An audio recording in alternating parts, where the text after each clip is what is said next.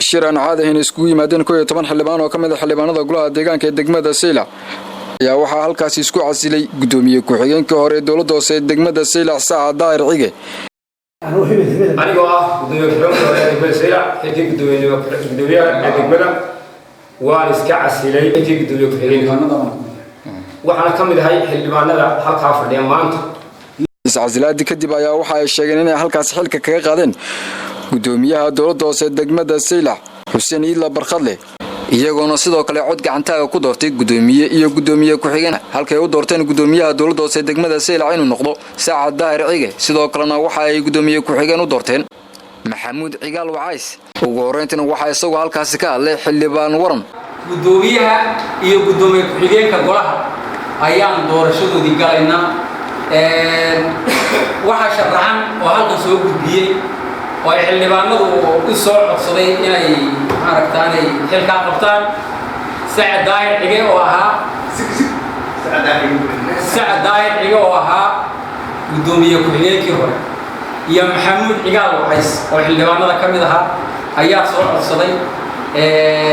in loo doorto gudoomiye Saacad Daahir Cige Maxamuud Cigaal loo doorto gudoomiye ku-xigeen inta oo gooli farta taagto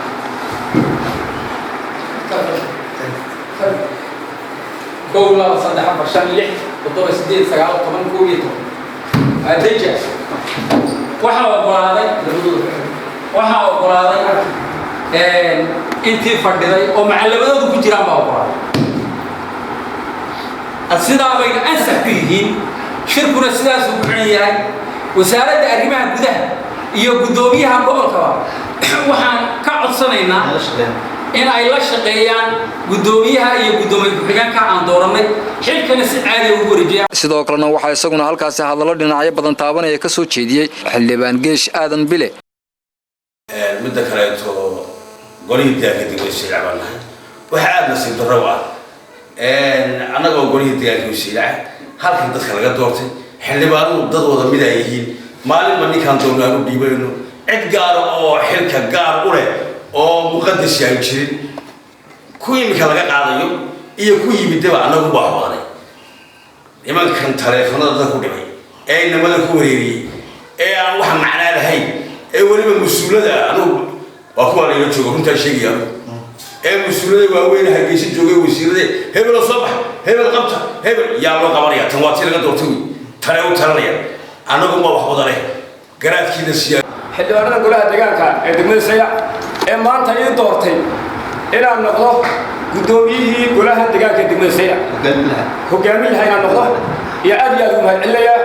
waana mahadsantihiin runtii inta naga maqan iyo inta joogtaba waxaan ahay gudoomiye waan soo dhaweynaa waxaan soo dhawaada